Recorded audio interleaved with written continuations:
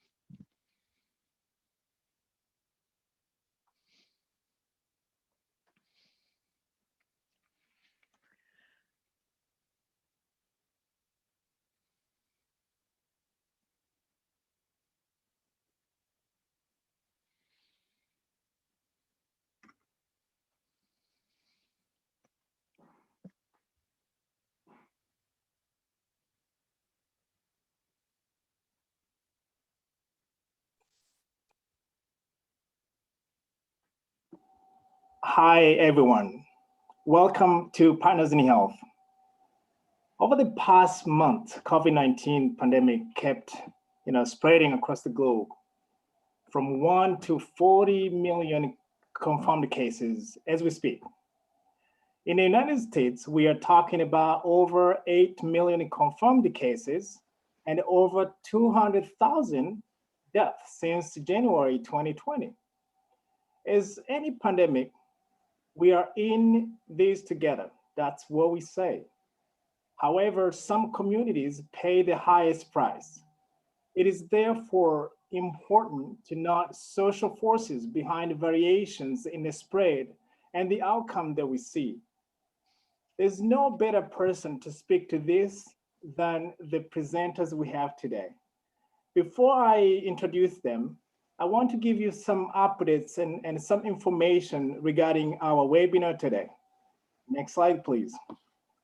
So today we're going to cover this, and we have our presenter that I mentioned will be Dr. Joya Mukherjee. And we will have expert panelists who are with Dr. Joya Mukherjee, and we will ask questions and express some sharing experiences, and we will have some final closing announcements. Next. Welcome again. I think this is part of our series. So we are launching a topical series, series that I'm going to start, and this is a kickoff webinar. The webinar will be followed by 3 workshops, and eventually implementers of contact tracing, specifically those who are involved with care resource coordination and social support, are applying now. I just learned from my colleague Janae, who is overseeing this effort, that we are now accepting some applications. For those who did not have a chance to apply, please do so, and we'll share more details at the end of this presentation. Next. These are some objectives.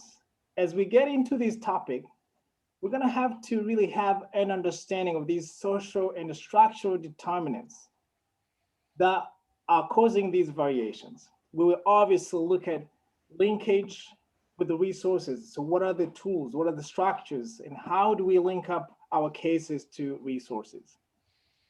We will obviously showcase implementers who have established effective, equitable structures. That's why we have the expert panelists to speak to that.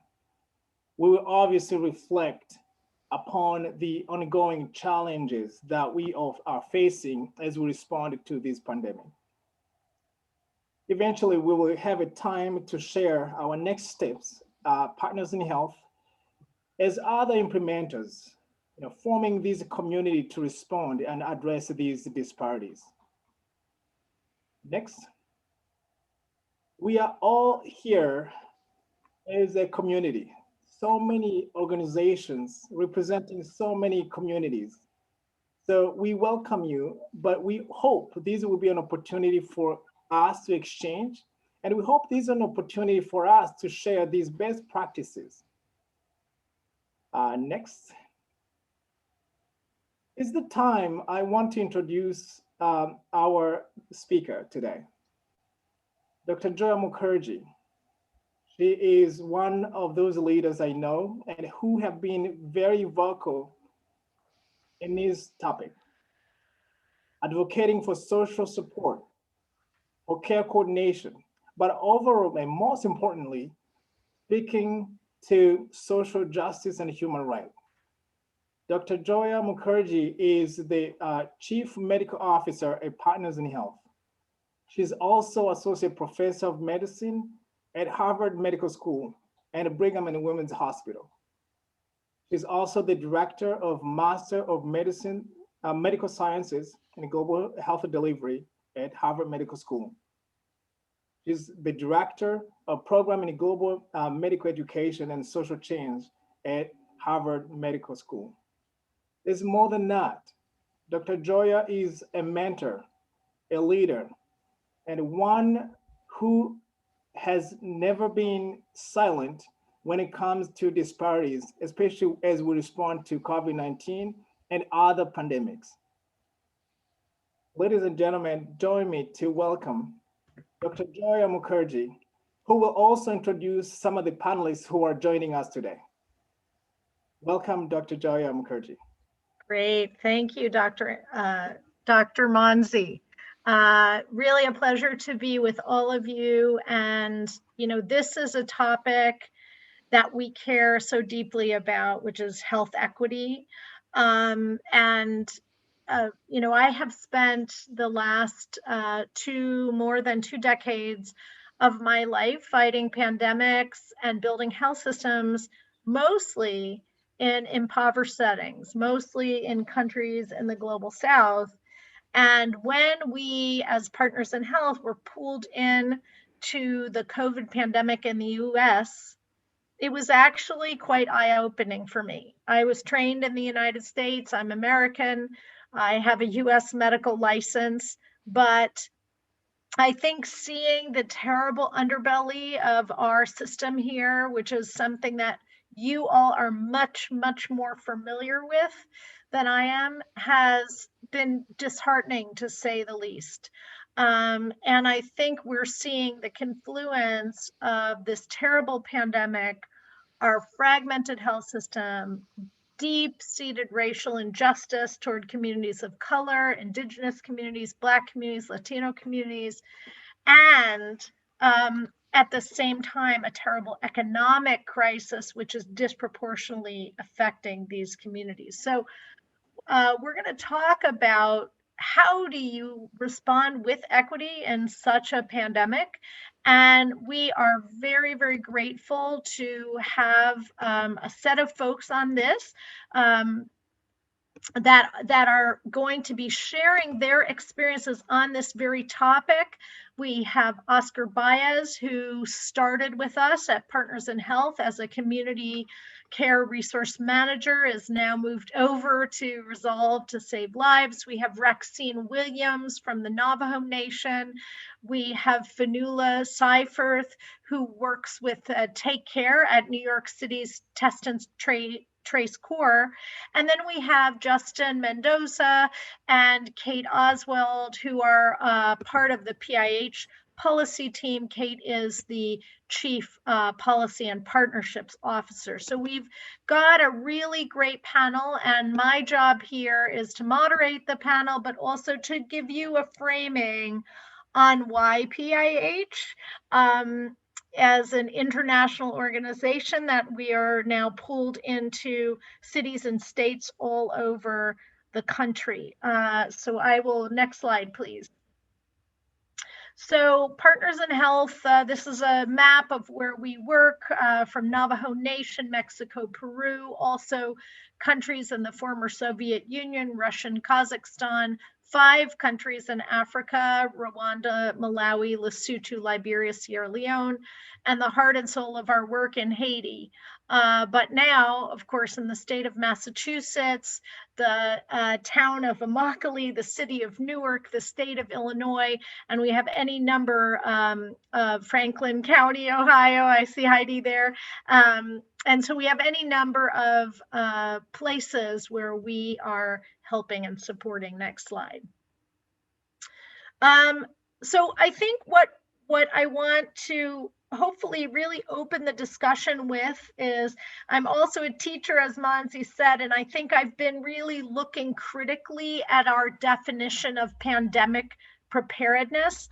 I think it's rooted in a set of concepts and natures of condition that are really actually not relevant to the United States as we see it now. And I want to kind of critique that with you and take it apart as we go to discuss what care, coordination, and equity really looks like. So pandemic response, next slide. So in late 2019, Johns Hopkins University with the Nuclear Threat Institute and the Economist Intelligence Unit put forward a framework for pandemic preparedness. It included a variety of factors from WHO, financial analysis, etc. And these were the 6 elements: prevention, detection, rapid response, health system, compliance with global norms, and what is the risk environment. Next slide. And based on this, the United States came out on top. There is the American flag. You can click again at the top. And these colors didn't quite come out, but keep clicking. The US is at the very top. Keep clicking. Rwanda is there at the close to the bottom, and Belgium is somewhere in the middle. Now, how it is that the United States would have been in December the best prepared for a pandemic? My only conclusion that I can come to is that these frameworks are just wrong. These frameworks are wrong. And we know that Rwanda is doing quite a good job at controlling the outbreak. Next slide. Just for comparison, in the first month, Rwanda had 134 cases. The state of Georgia alone had 4,400, and the nation of Belgium had 7,400. So, and that's from 1 to, right? So the exponential versus not. Georgia can't even fit on this now because it had, as of September 8th, 283,000 cases. So what is pandemic preparedness and what isn't it? I think what we know, and this is something that Manzi has also worked on for his whole life, what we know is that it isn't just a set of inputs. And I think that unfortunately, these kind of frameworks sterilized from the real suffering of people cannot get at pandemic preparedness. They cannot, and they are wrong. Next slide. So I also have a small background in engineering, and I always think of social forces, as engineering forces. I feel that they have a magnitude, a strength of the social force. And we know that, for example, the strength of the social force against indigenous people in this country is, hundreds of years. The social forces against African Americans are hundreds of years, have a heavy weight. And they have a direction. They can be pushed back on with policy. And so you can think of COVID in the setting of very much competing social forces, that rather than having these elements in place, one has to look at the map of forces that are promoting COVID or not. You can keep clicking. So we have control on one side and chaos on the other. And so we have to examine what are the policies, the situations that we can create as a multidisciplinary group of providers, doctors, nurses, community organizers, politicians to push the social forces in the direction of control and to mitigate the adverse social forces. Click 2 times more. There you go. So you have on one side pushing to chaos, we have the biological forces. This is a terrible disease. It's a novel disease. We have social forces. We know that when you map the way people live, are they living in poor quality housing? Are they not having food? Are they essential workers and not having the proper protections? These are all things that push the virus to chaos. But on the other hand, the things that push toward control are, first of all, care, equity, trust, and leadership.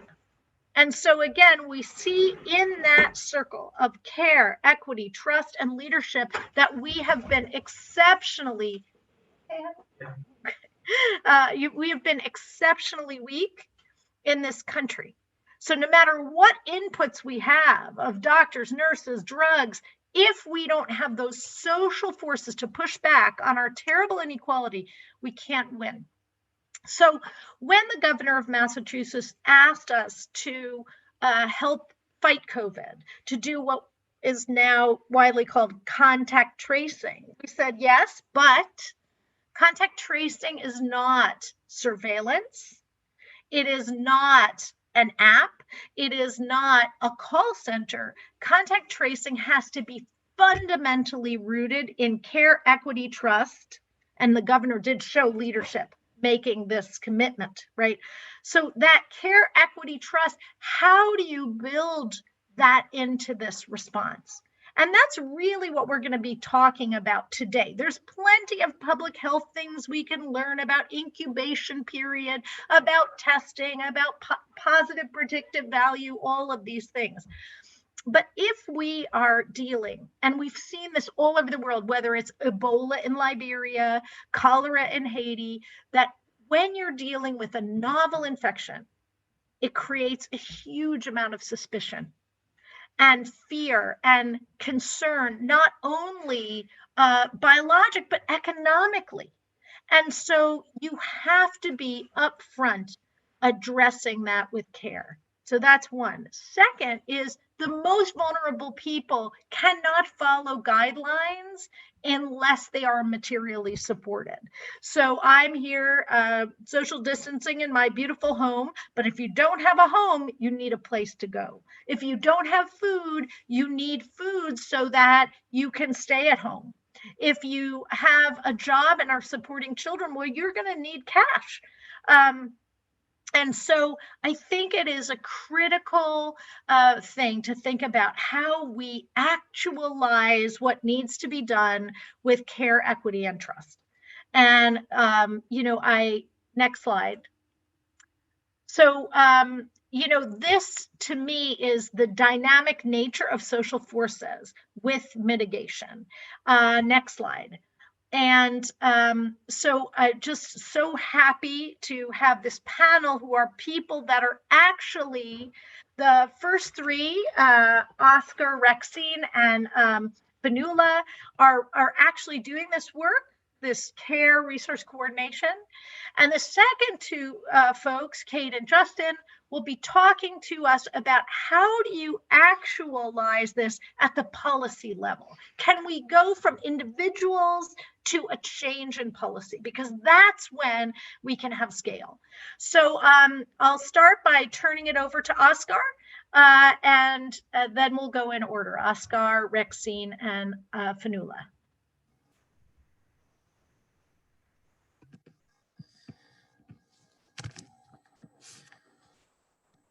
All right, hello everyone.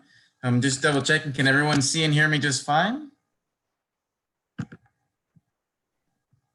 we can't hear you, or we can't see you just yet. Maybe wait a couple seconds for Melissa to swap over. Sure. Well, I'll just provide a quick introduction, and then I'm really excited to go into a conversation with the panel. So again, my name is Oscar, and I am an immigrant from the Dominican Republic, but raised in Boston. And so my background, I always say that I have a social background by lived experience.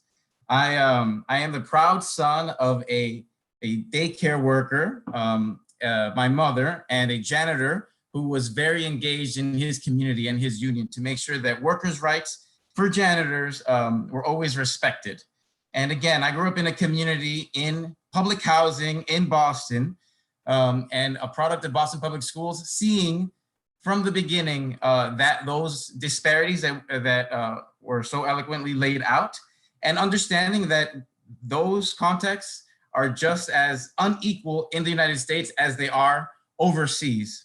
So my first experience, one of my first direct experiences working in public health was with Partners in Health after the Haiti earthquake that occurred in neighboring to the Dominican Republic when I was visiting family. And I saw how PIH was able to bring this model, very common in public health, to use community health workers to be in the front lines of the response, building trust with the community to link not only care, but coordinate social supports and wraparound supports.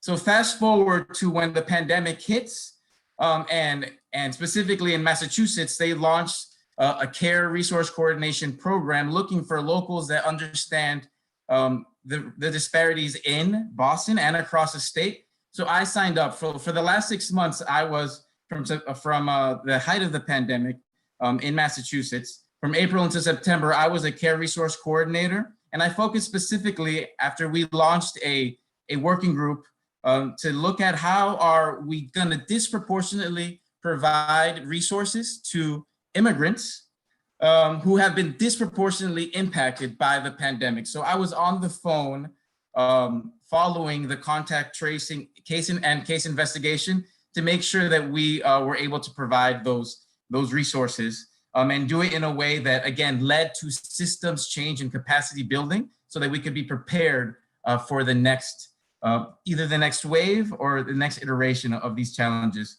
So to me, it's been fascinating and grueling work. I've been able to bring together, again, this healthcare as a human right paradigm, which I've done overseas as a human rights officer for the US government in the past, but now applying it back home through, again, this public health lens.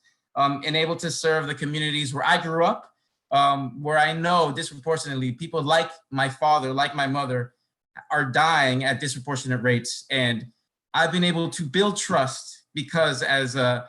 Mukherjee said, we had that care resource coordination. It's not just calling and telling people to stay home when it's a life or death matter. I was able to, on the phone, connect with them and with an empathetic human voice, not just some technology and an app, to be able to let them know that it's a helping hand and I have something to offer. So really excited to be on this panel and discuss more in depth what I saw, specific stories, and again, how we can move forward. Thanks so much, Oscar. And please, everyone, call me Joya. So Rexine, would love to hear from you and your perspective around Navajo. Sure, thank you so much, Joya.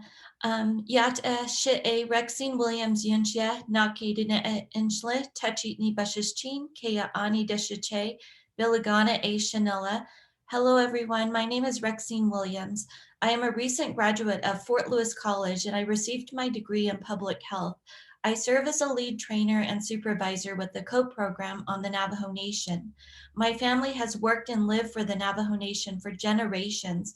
My parents, my sisters, my cousins, and all of my young relatives are all living there now. I was raised in the small, tight-knit community of Kanta, Arizona, so our work for the COPE program is very important to me. And as an advocate for Indigenous health, I am very grateful for COPE and Partners in Health's contact tracing program, which helps connect targeted communities access resources that help communities to heal. So thank you so much for having me as part of the panel today. I'm so excited to be able to discuss what we are doing out on the Navajo Nation to help our people out there. Thank you.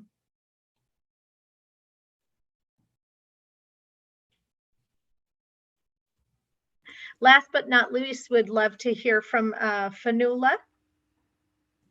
Hi, everyone. I'm Fanula Seifer. I'm the Senior Project Manager at Take Care for New York City's Test and Trace Corps. I come from a background working with individuals experiencing homelessness and coordination between New York City's health and social service system. I joined New York City Test and Trace in June, so around the formal launch of New York City's Test and Trace program, but after significant work had already been done by my colleagues to kind of stand up this program. So speak as a person now managing the program, but give a lot of credit to my colleagues in kind of the startup phases. I just wanted to do some grounding on our program here. So within New York City, everyone who tests positive and their contacts are part of New York City's Test and Trace program. Any individual in a call with their initial intake monitor and their ongoing monitoring during symptoms is asked if they need any help with basic necessities. And any individual who indicates a need for basic necessities is then referred over to us in the Take Care program. There's two major components to our program. One is offering assistance for individuals who cannot safely separate at home to quarantine and isolate in a city-funded hotel, where we provide meals, social work, and coordination. This launched in April, and to date, 2,100 guests have come to our hotels. But it's been our experience through the course of the program that largely individuals want to be at home with their families while quarantining and isolating. And so the bulk of our program is around Take Care resource navigation at home. We depend on local CBOs to do the care coordination for individuals at home, and I'll talk a little bit more about those later in the panel, but we have 11 CBOs with 230 community workers working in catchments within their community. To date, we've had 23,000 individuals referred to resources in New York City, of which around connected to some resource directly. Primarily, emergency food delivery is the need of individuals in New York City, followed by kind of health insurance and medication. But we see also with our CBOs, a lot of flexibility in connecting people both to citywide resources and to local community resources that are more comfortable and more directly meet individuals' needs. The two other kind of big pieces that we are doing in New York is one around resource navigation directly at rapid testing sites. So standing up rapid testing sites in communities with high positivity rates and low testing rates to kind of break down the barrier to care in these communities. And we have resource navigators on site there doing resource navigation in real time with communities. And the one other piece that I wanted to touch on here was around PPE care packages. So something that New York City is now doing is sending a care package with enough PPE for a family of 3 to isolate and quarantine at home. Every case and contact's house to kind of meet at the most basic level individuals' needs for PPE in order to better support their family during the period of quarantine and isolation.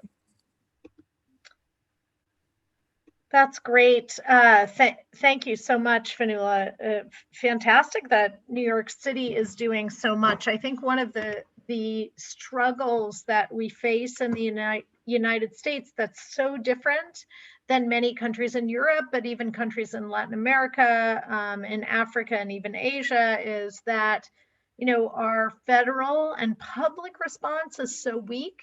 And so I know, from talking to Oscar and our CRCs in the Massachusetts work and in Immokalee, Florida, and elsewhere, that often we are working with CBOs, community-based organizations, not federal programs, not state programs, and developing that public contract where governments are supposed to help is the work that Kate and Justin have been doing. And so, Kate, I'll turn it over to you for a couple of comments, and then to Justin. Go ahead, Kate. Sure, thank you. And it's such an honor to be here with all of you, and especially Oscar, Rexine, and Fanula, who are doing the hard work every day. My perspective and experiences, similar to Joya and Monzi, has been on the global scene.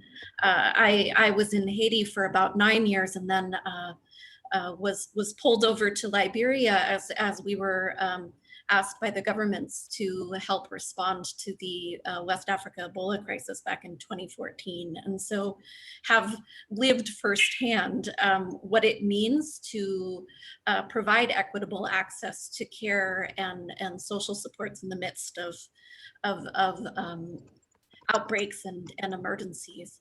Coming here, similar to what you've all said, it's been incredibly eye-opening and a learning experience to navigate all of the layers of opportunity that exist for policy. And so, we were not expecting, or I wasn't personally expecting, to have such access to engaging with policymakers early on.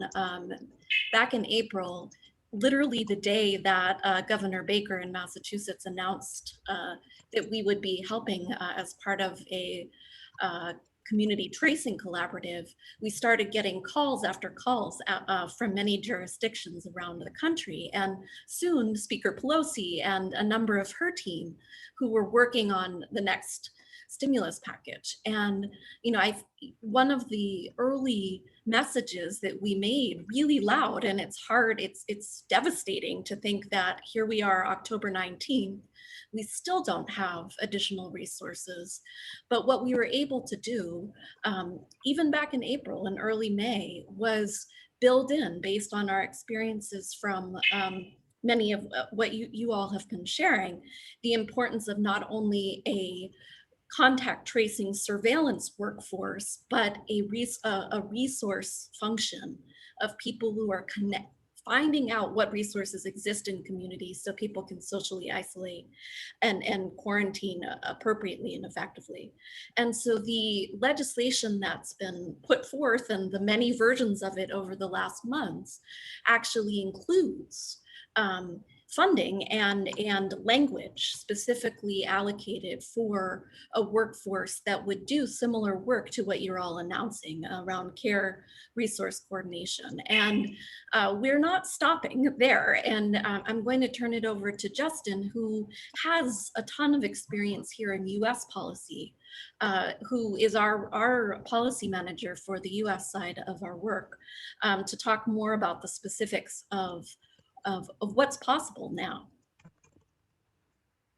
Awesome, thank you, Kate, and thanks everyone for all of the amazing context on this call. I think it, even being someone who's in DC and stuck in the policymaker conversations, it's exciting to actually hear more input about what's working around the country. So yeah, as Kate said, of course, when we look at this, when we look at the kind of failures that brought us to a point where COVID-19 is, frankly, basically out of control in this country, and has led to needing to scale up programs rapidly in response and all of those things. We look at the full public health system as something that needs to be updated to the 21st century. So one of the things that we're working on is developing a framework of different tools that could be updated and pushed out. And by framework, I mean a policy framework, a list of essentially demands that we're building with community to make sure that we're able to build a public health system that's actually able to respond to the needs of the people and is centered around equity.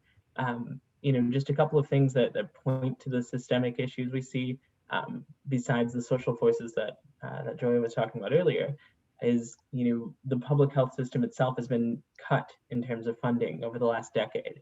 Local health departments have seen 18% budget cuts across the board, and then state health departments have seen 16%.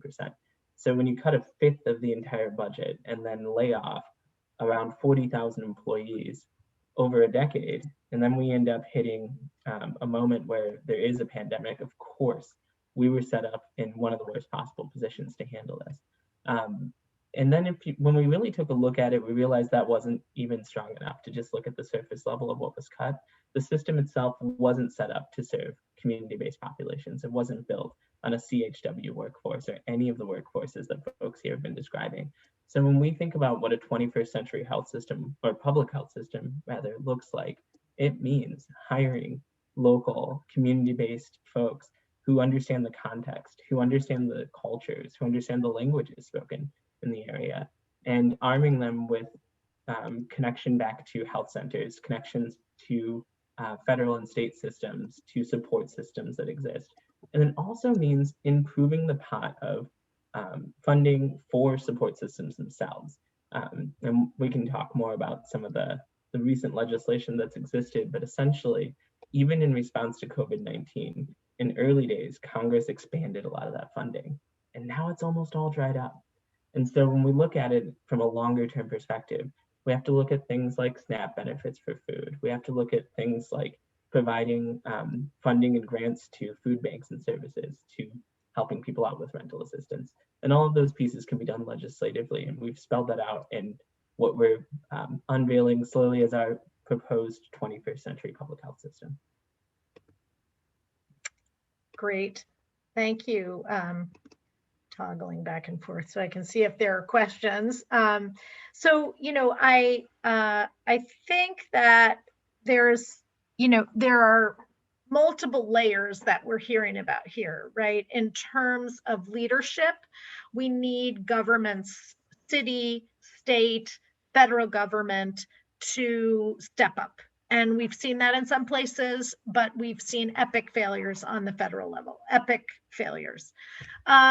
But in terms of care, equity, trust, that has to be a grassroots type of work. And so I think we're happy to take questions from people. If anyone has questions, you can raise a hand, you can put it in the chat. We'll try to monitor that. I know we've got a spreadsheet happening. Can you go to the next slide? Is there a just, okay, so that's fine. You can go back. I just wanted to make sure there wasn't something next. So, you know, one of the things that I've observed, and I would love to hear from any of the people really on the front lines, Oscar, Fanula, or Rexine, how do you see the sort of resourcing people, helping them materially? How do you see that as a trust building exercise or not? And how does that, how have you seen it help, or what more would you want? Looks like Oscar's shaking his head, so I'll take you first. No, so as I mentioned in my initial comments, so once there's a home assessment and we realize someone needs support based on their initial conversation with a contact tracer or case investigator, we know they're in need. But that's already the person that picked up the phone. That's already the person that was able to share information about who they potentially infected with the virus and overcame that stigma. But as we realized early on in Massachusetts and across the country, the core challenge was actually having people to understand that that call coming from a public health official or department is a call that's going to help them through quarantine, help them through isolation, and it wasn't going to be linked at all to immigration authorities. Their information was not going to be used in a way that, you know, in terms of stigma, is gonna lead to shaming within their community because they're just afraid that it's gonna get out that they were the ones. So part of what we did successfully to build trust was early on identify that in addition to doing this and resourcing folks, in the context of contact tracing, you have to get ahead of it. You have to build those partnerships with faith leaders, with community-based organizations who already have those existing connections. Call them and have what we call myth-busting campaigns in the top 6 languages in Massachusetts. Paid media to get the word out, and build that trust. Let people know that contact tracing, which was already kind of a new and complicated term, especially when mistranslated, that it actually was resourcing you to get you milk, baby formula, to get you connected to a volunteer that down the street, I did this, down the street was their food pantry, but they couldn't go out. And so the one example that I give to answer your question with a story, because I think storytelling is so powerful.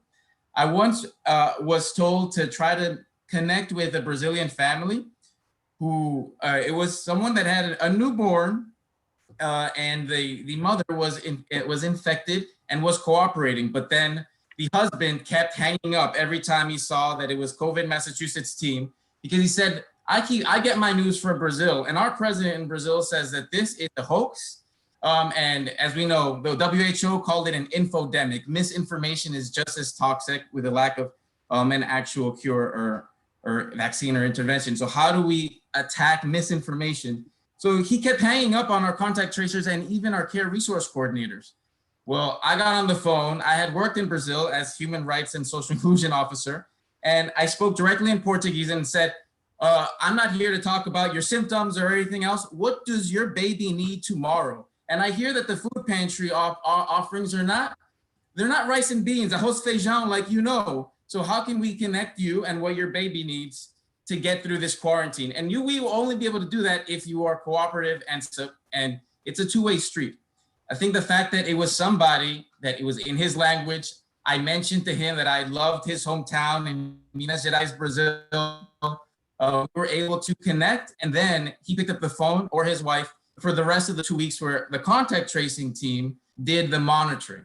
And so without me being able to say, let me connect with you, and here's going to be a volunteer that's going to drop off material resources for you, they just were going to keep hanging up. But we needed to do that from the beginning. And if we're going to talk about best practices, I would love to hear what New York has done as well, and others from the beginning.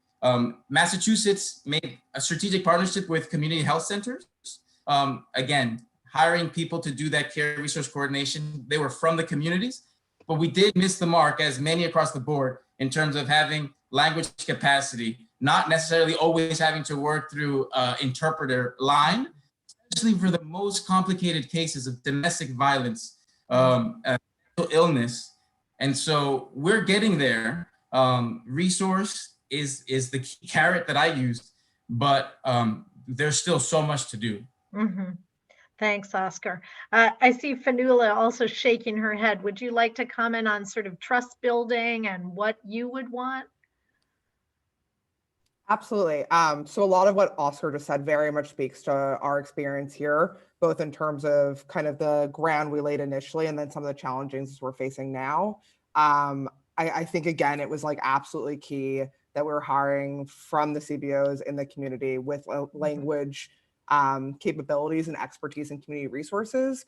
As the program was originally designed, it had the resources that us in the city all knew to be available, but as the program has moved forward, it's become to be more nuanced in the community based on the additional resources that CBOs plug in, and also their understanding of what people are responding to or not responding to.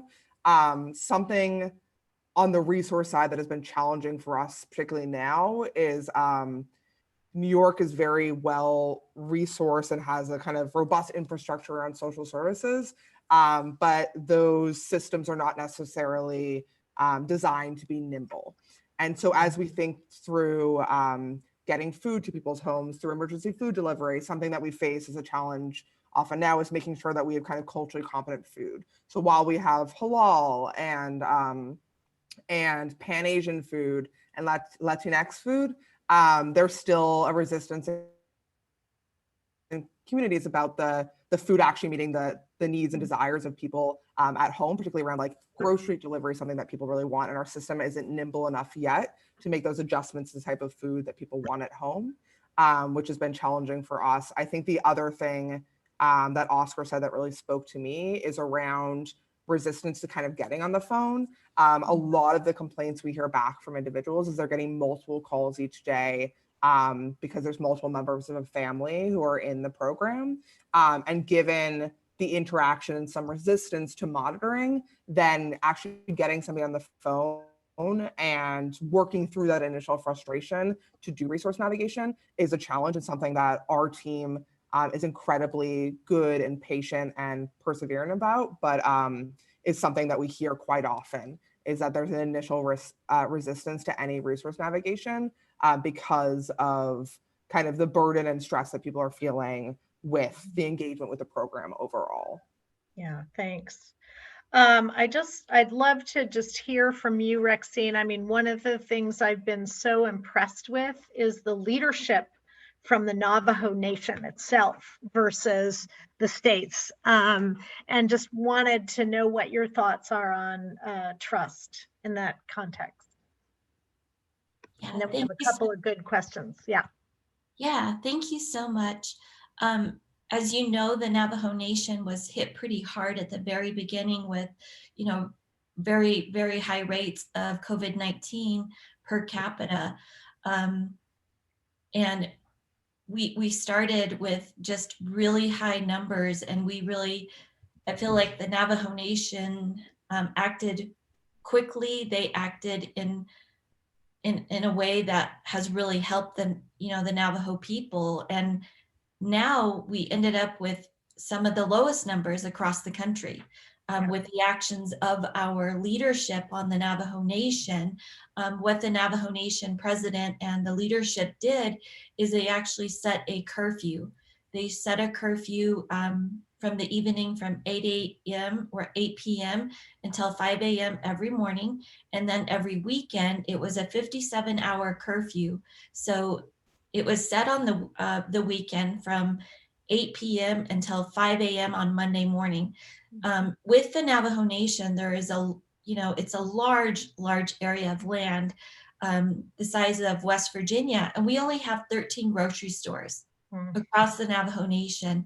And with this pandemic, we are needing, to get people food, water, these important resources to be able to isolate. And it's been really tough to do that. And we have actually had really great organizations, different grassroots organizations that have stepped up and really, made just huge donations from food to water resources to even wood hauling, just to offer wood to our elders for the winter time.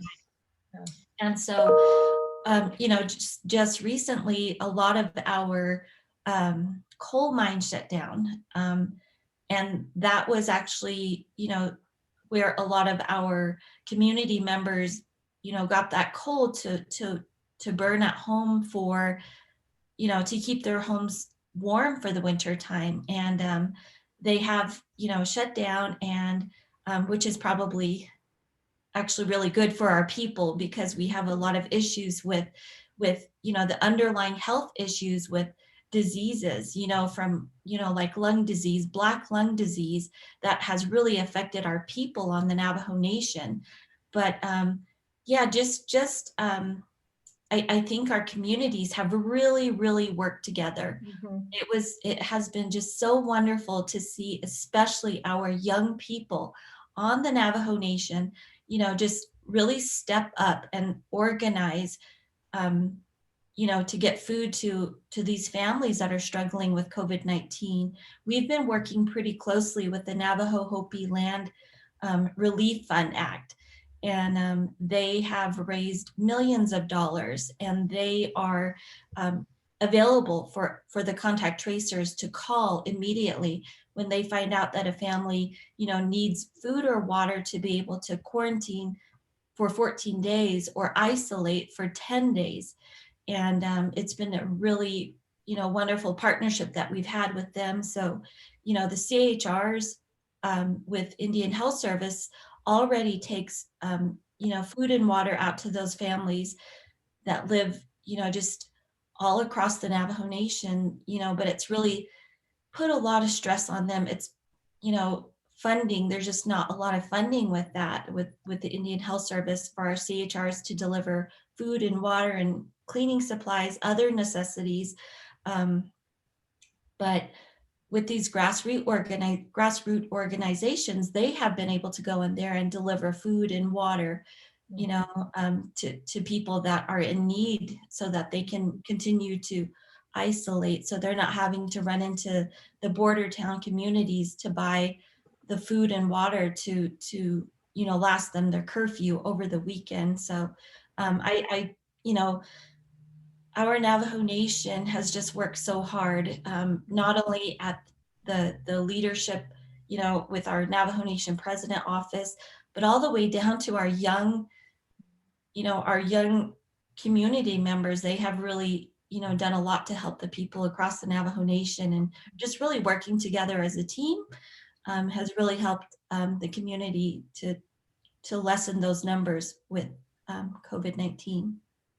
Thank you so much, Rexine. And I think, you know, what you've highlighted also is that, you know, these kinds of things like curfews or lockdowns are different when they come from a place of love and support rather than a punitive nature. And so I think President Nez and everyone, like you said, even to the youth, are working together. Solidarity is a very different focus than law and order. So on that brings me to a question about immigration policy and how the immigration policies are affecting some of our work. And I don't know anyone who wants to take that. Oscar, I know you worked on some of those cases. Yes. So one thing that we, as I mentioned early on, so when you hire or you have a group, as Rexine just mentioned, of really engaged community members with maybe backgrounds in social work, in addition just to getting on the phone and coordinating the care and the resources, we decided to create what we call thematic subgroups to develop protocols and trainings. Because if there was for example, a cohort of 1,000, let's say, contact tracers, they need to know how to work with particularly sensitive and vulnerable populations. So we developed thematic working groups to do trainings in addition to the psychological first aid and making sure that when you're on the phone, you have that empathetic voice. But actually, in terms of protocol, how do you navigate policy in a way that dispels, again, myths? So one of the key things that we did, I chaired the immigration working group. We developed early on clear guidelines and trainings in partnership with advocacy organizations that had long experience in Massachusetts working with Black, Latinx, and immigrant communities on dispelling public charge policy rules and access to either the stimulus or CARES Act funded COVID testing or care resources. Because a lot of people said, you know, I actually am documented, but I heard by word of mouth that if I get tested, this might count as a public charge. Therefore, my actual application to be a naturalized citizen one day will be impacted. So we worked very closely with organizations that understood the policy and the laws in place to dispel that and make it very clear that you can access testing, you can access a lot of resources regardless of not only your zip code, but your migration status or even an ID. But that was definitely one key barrier, in addition to the linguistic barriers, the digital divide that we know impacts many of these communities disproportionately, but the migration and the legal barriers. Sometimes they weren't there, but people assumed they were there. So we had to really think about it. And then on the advocacy side, I'll probably defer to my colleagues on the panel, but you know, in terms of detention, we actually had certain difficult cases where detainees were released, had COVID, but again, I saw in the chat, how do you work with populations that are housing insecure? We made sure to develop protocols looking ahead to the moratoriums on evictions. If they were to expire, what does that mean? How do we get information out about in Spanish and Portuguese and Haitian Creole about what that is until there is a long-term policy solution? How can we empower them? But absolutely, that was a key challenge that is ongoing. Yeah, Kate, do you or Justin, you want to take a shot at that one too in terms of documentation and immigration issues? Absolutely. Yeah, and as Oscar was saying, there's a lot of things that just get in this space a little. It's very complicated because of the legal aspects related to all of these questions. But one of the big ones that that kind of came out at the very beginning of this is a lot of folks are very nervous about answering the phone for contact tracers or care resource coordinators if they're undocumented. And of course, one of the things that I know we've been from talking to folks here in Mass, I'm actually in DC, but the folks in Mass has been to dispel the myth that contact tracers are somehow coordinating with immigration and customs enforcement and things like that, just to make sure that that's understood that that's not happening. However, one of the things that we did discover from talking to legal experts is that there's a possibility that local law enforcement can subpoena details in most states and could coordinate with federal law enforcement.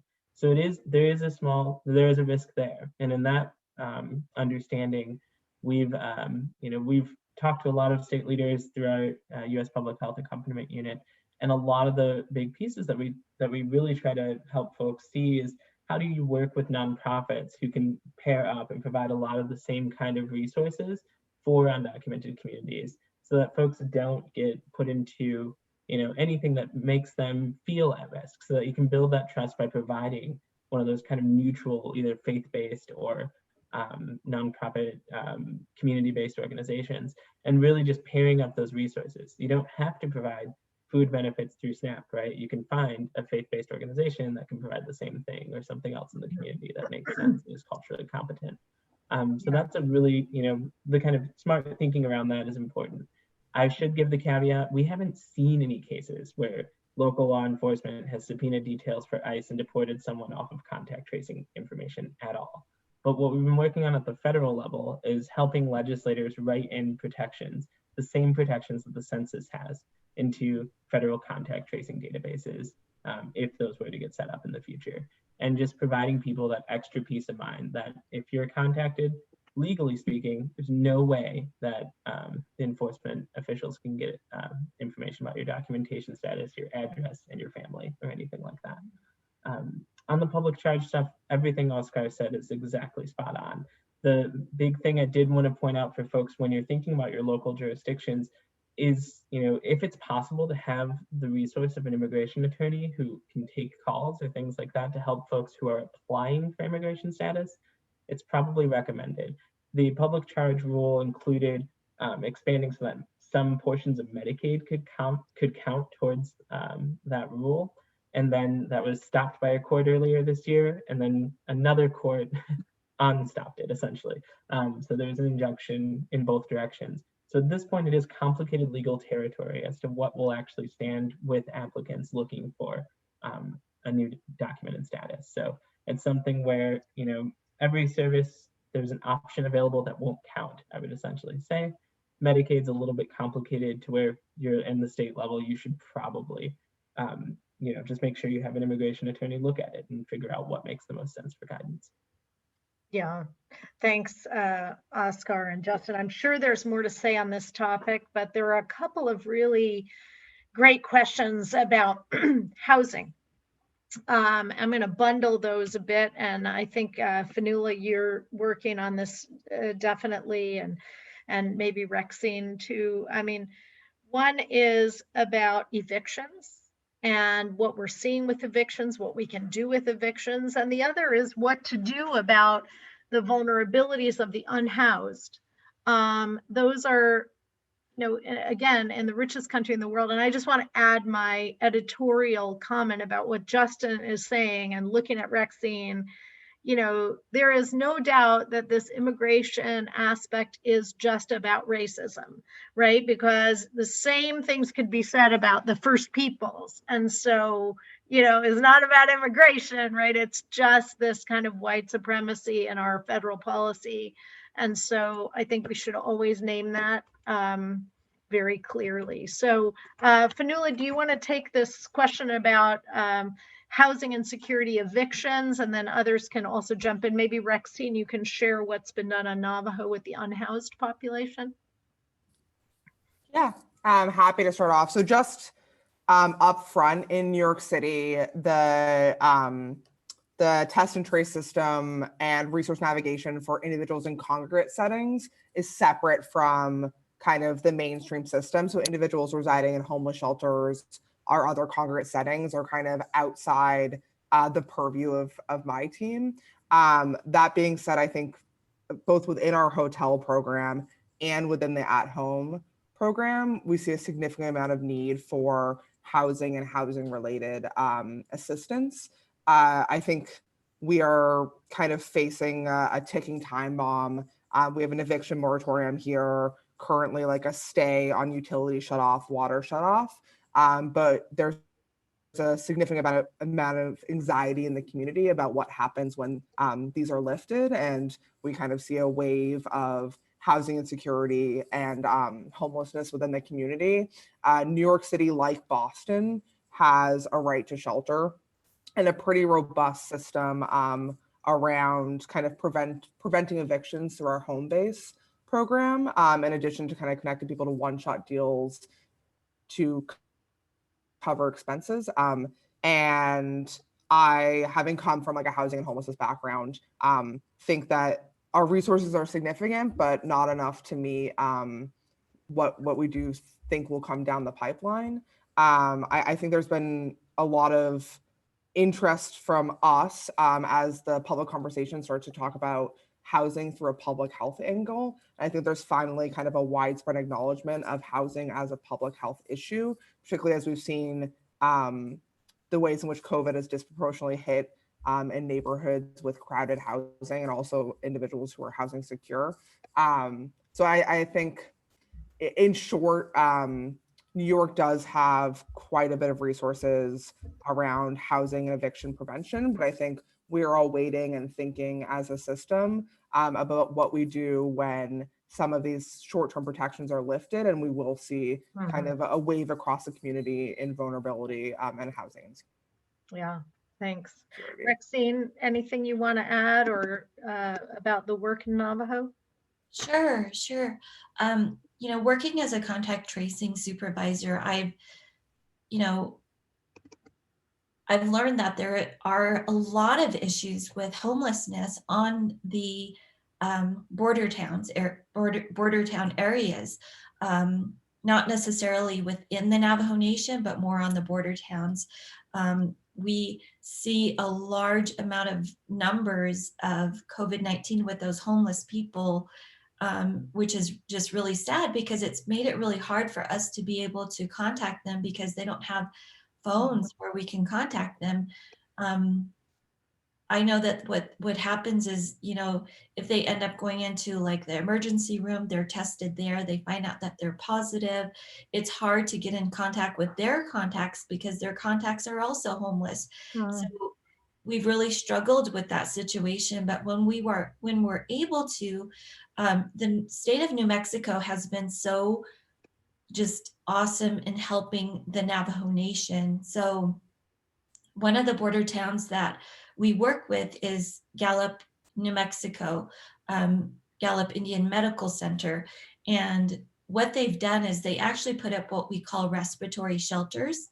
So these are, I believe there are 3 hotels in the community where the homeless people can go. So that way they are able to safely isolate or quarantine, during the time that they're infectious or not infectious, but contagious.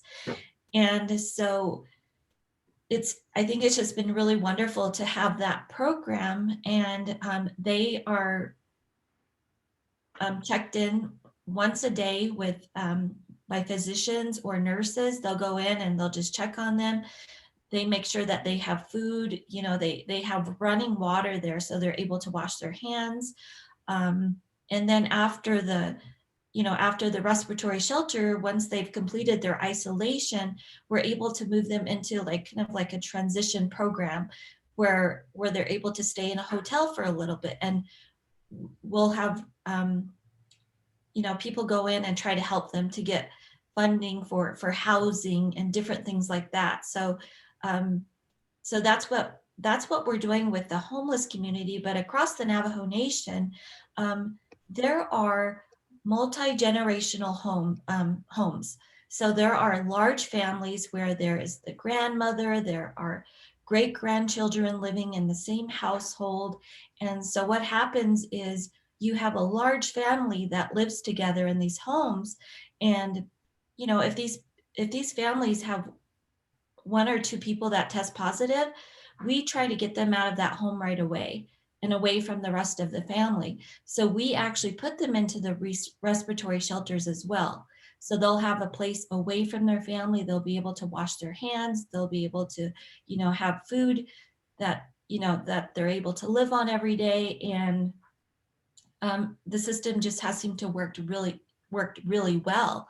And we're so fortunate, you know, for the help of the state of New Mexico for helping in this process. But there's also respiratory shelters across the Navajo Nation where they have turned gymnasiums into the shelters for those individuals that are testing positive. So they're able to go there and separate, you know, from the rest of their family so that they're able to get the care that they need, because you know, our hospitals are completely full, or they're, you know, there's only a few hospitals across the Navajo Nation. So a lot of the time when somebody gets sick in a home, they're able to you know, to safely isolate in those shelters in that way. But I think it's just really awesome that we have that help, we have that organized, so you know we can help these families to fight COVID-19 in this way. But that's pretty much what we've been doing. We actually have a respiratory shelter listed in each location across the Navajo Nation. So we have a resource directory. So the resource directory is set up for that specific location. So when our contact tracers are calling and they talk to these families, and you know the families explain their situation, we're able to, you know, suggest that they, you know, stay in a respiratory shelter, you know, to safely isolate and quarantine away from their families.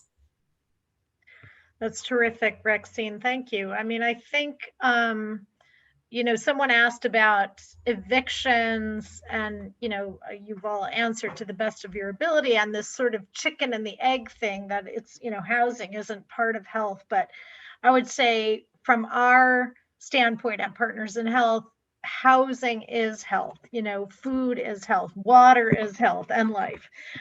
These social forces are the very ones that put people at risk for premature mortality. And we see that in our statistics, you know, health statistics in the United States and around the world. I mean, just in the city of Boston alone, if you take our MBTA from Roxbury Crossing to Back Bay, it's a 30-year difference in life expectancy from a historically redlined, impoverished Black community to a very wealthy, elite community. So, you know, this is why these pandemic preparedness frameworks, without addressing racism, inequity in housing, food, water, education, et cetera, are just really non-functional.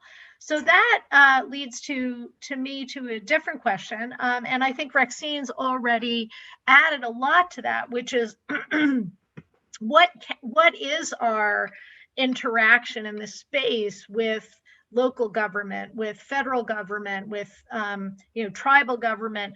And I mean, what we heard from Rexine is a lot of very significant leadership from the Navajo Nation, but also from the state of New Mexico.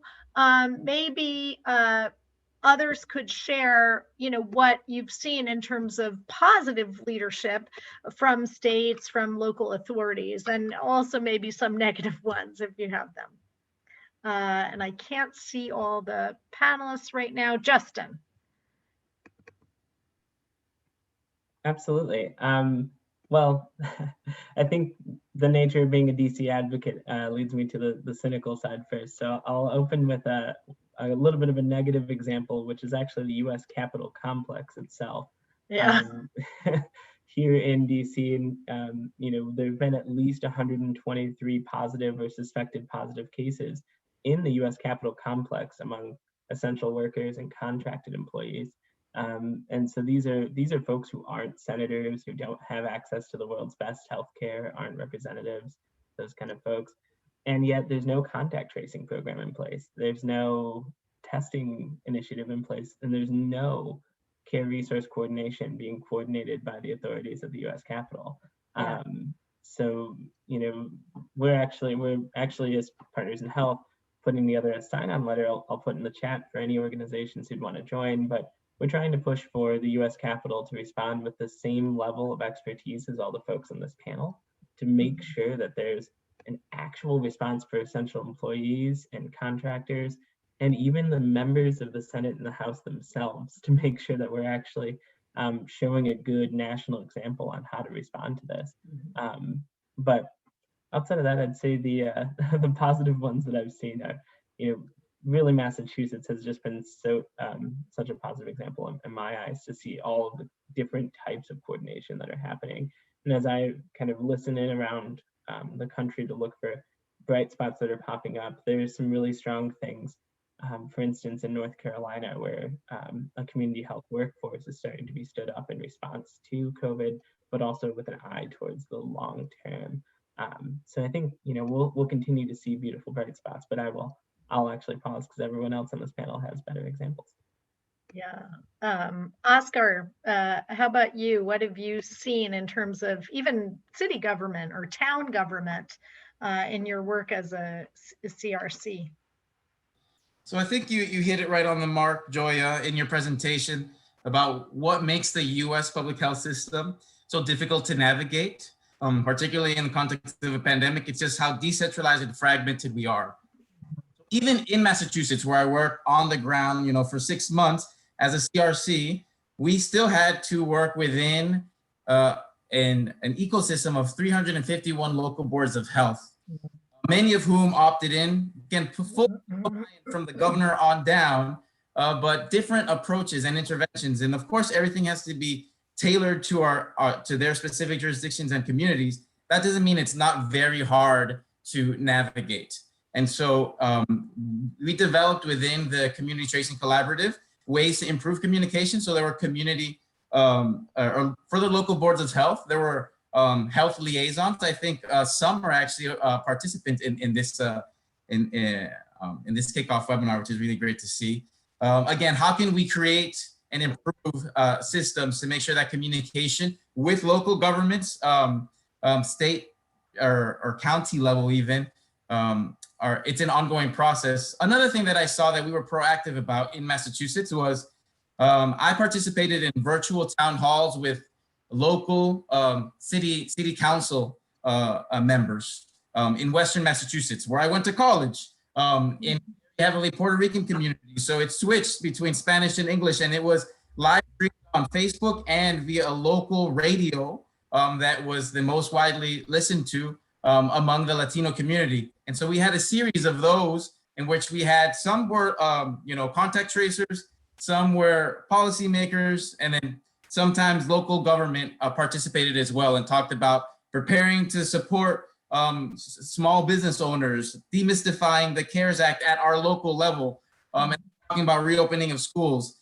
Having the kind of authority figure of a local or even state government there, and having somebody at the exact same time on the ground, maybe from the NGO or civil society side, holding them accountable was really, really good to see in real time. So even in the best of circumstances, and I think Massachusetts was overall positive, just making sure that you loop in as many people that can hold each other accountable. Yeah, that's terrific. I'd love to hear from Fanula because, of course, the governor of New York got tons of positive press on his handling. There's been a disconnect, as we see across the country, between state and city government. What are you observing in New York? So I think there is, has always been between the city and the state in New York, some fissions and butting of heads that has been particularly pronounced in this time. And I think at times, some of that kind of like the political side of this can get in the way of our ability to serve people in their communities. The very prominent example right now is around the Hasidic community, where there's been kind of popping up of hotspots in certain areas, and was a disconnect between the mayor's announcement around our kind of phase back and the states, which I think caused a lot of frustration and a breakdown of trust with the community that both the state and the city had already been trying to build up. And I think around this response, there has been kind of a closer coordination between the state and the city to support each other on resource coordination, on testing, and on tracing. But of course, as always, when the political side comes in, it can at times kind of hamper our approach and our ability to serve people within their communities, and takes a while for us to rebuild. And that's been very top of mind for me lately as we respond in Hasidic communities, but has for the most part been better than it typically is in New York. That's great news, actually. That's terrific. I don't want to wrap up without addressing a very important question that's come up. And this is probably for Oscar or Fanula and not for Rexine, but if you want to jump in, Rexine, or it might be for Kate, for Justin, is the question about engaging the Black or African-American community. We talk about linguistics, we talk about immigration, but our own African-American brothers and sisters are disproportionately dying of this epidemic, have huge amount of structural racism, health inequalities, and like a very well-founded lack of trust in the American system of government and health system. So, anyone who'd like to jump in on that question, and with that also how we have used across different places media to get the messages to the most vulnerable. I love the idea of the radio station, language. I know the town halls have been very, very useful that we've had, but let's talk a little bit about, reaching out to the Black community, because this is a particularly confluence of two particularly difficult economics, Black Lives Matter, and COVID. I'm happy to take a first stab at that. So in addition to the resource navigation videos, New York City early on brought on outreach TBOs as well to do targeted outreach within communities. We have pretty robust network of faith leaders and CBOs in the African American community that have really kind of bridged any divide in city messaging, and I think have done a really good job of getting into targeted places with targeted messaging, including kind of our public housing, congregations, being very intentional about how we approach the protests back in June and July, with instead of any resistance or messaging against the protests or advising around social distancing, instead we're thinking very intentionally about how we get resources into communities and meet people exactly where they were and make sure people were safe in the course of those protests. I think New York in the health system in New York has always had kind of like very strong relationships in the African American community. There's other places where, particularly recently, we've seen there's less of that kind of like community trust. Thank you. Oscar, were you going to jump in? Yeah, absolutely. I would need an hour and a half just to get to the just touch the surface, but essentially that's one of the reasons I moved on from being on the ground front lines a care resource coordinator, because I saw some really excellent best practices in Massachusetts. So the virtual town halls with Black faith leaders, knowing that the Black church has so much more credibility, capacity to build trust versus even your public health official, based on the toxic racist nature of our history and Tuskegee experiments. And understanding that even just getting somebody to pick up the phone for contact tracing is one thing. Once a vaccine is rolled out, how are you going to have the trust when there's, again, so much mixed messaging on safety around that? So certain places, PIH and the US Public Health Accompaniment Unit is now working to do technical advising specifically on these various issues, including integrating not just communications and media engagement, right, but community engagement, making sure from the beginning, we're working in concert with the CBOs and the communities to be empowered to decide on what it looks like to engage our communities and serve communities that look like us. And so I think that's been slow, I think, across the board, even in key jurisdictions. It's been very reactive.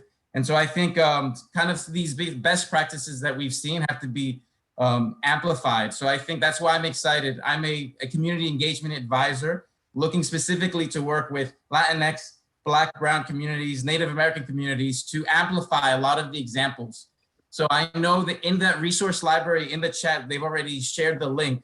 We have all of the resources that we developed in Massachusetts, and then Resolve to Save Lives, where I work. We have a playbook, what we call for contact tracing, and how to engage, again, your local communities from the beginning, so that they're the ones who say how we build trust, because we can't make assumptions.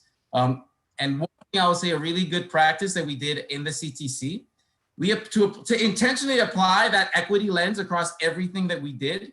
Even internally, we created what we call the CARE task force. So looking at COVID-19 accompaniment and resource and equity together. And so if it's going to be a protocol on isolation and housing, how are we applying that equity lens to make sure that Black, Latin, this is accessible to these disproportionately impacted communities, and looking at that through every single protocol that we develop internally, because we can have the most well-intentioned organization, but still miss the mark because it's just hair on fire all the time.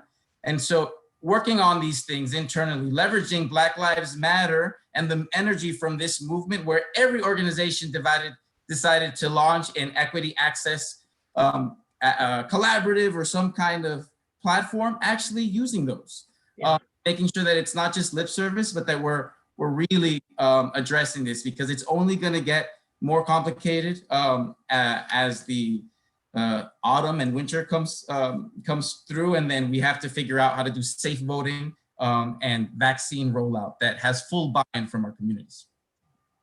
Thanks. And I know Kate wanted to make a final comment, and then I think we're going to have to wrap up. Yeah, I'll be very brief. I just wanted to give 2 examples of ways that we're seeing opportunities for engaging on the equity side, specifically in reaching out to communities.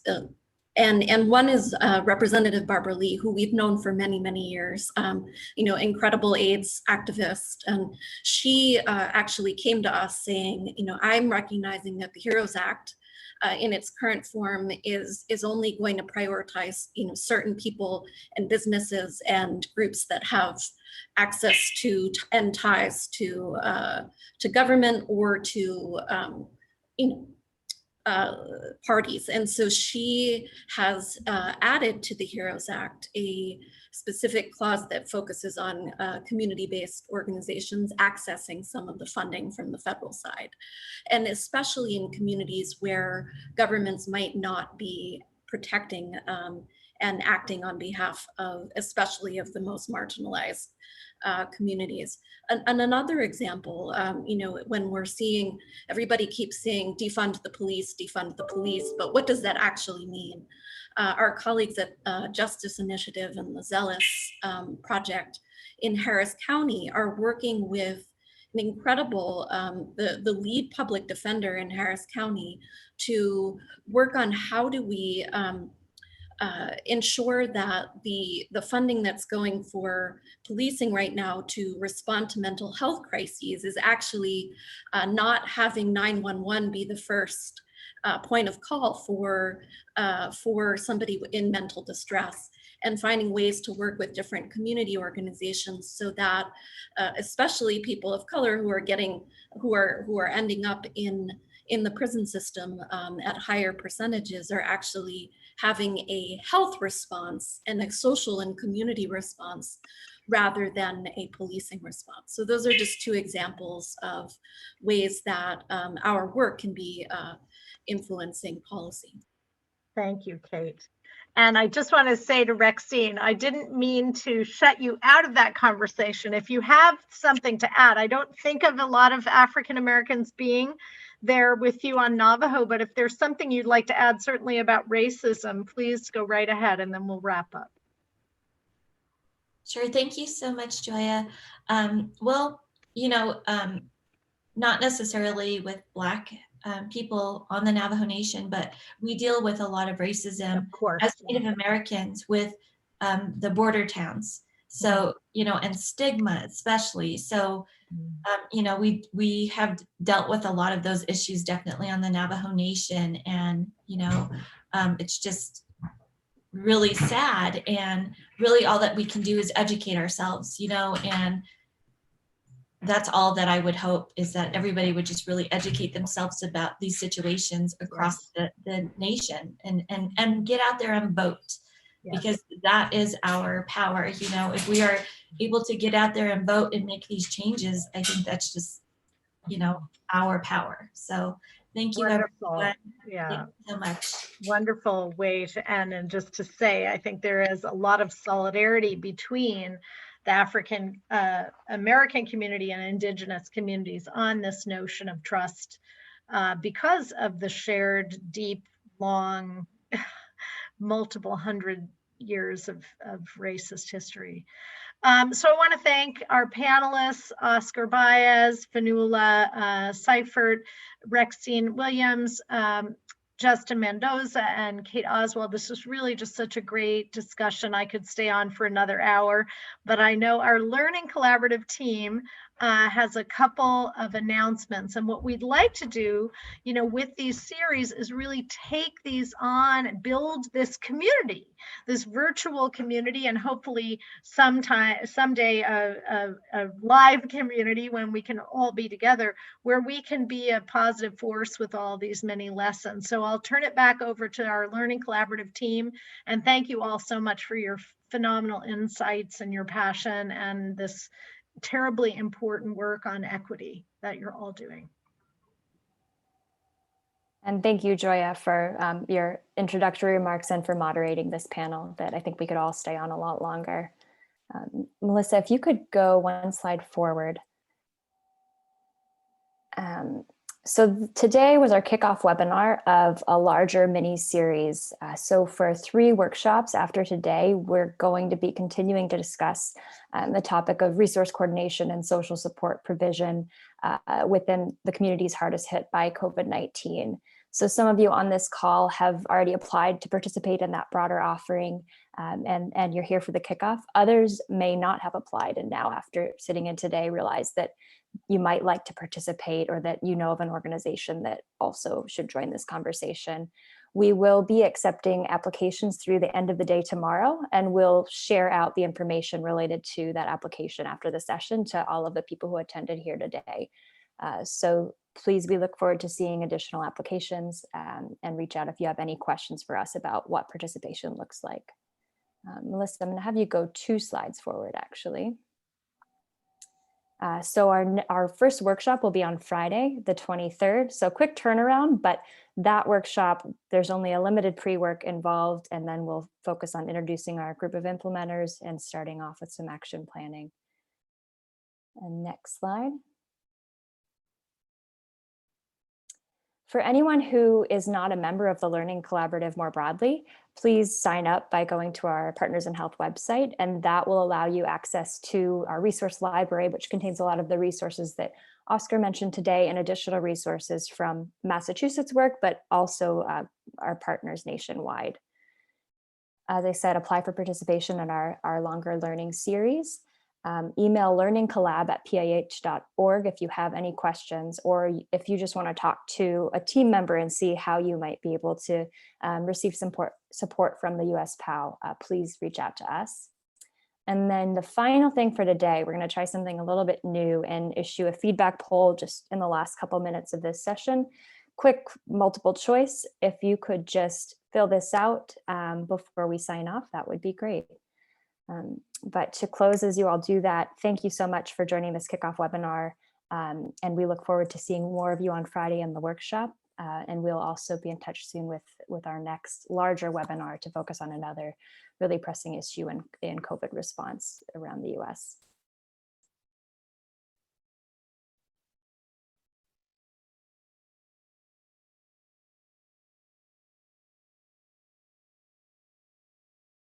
Thanks, everybody.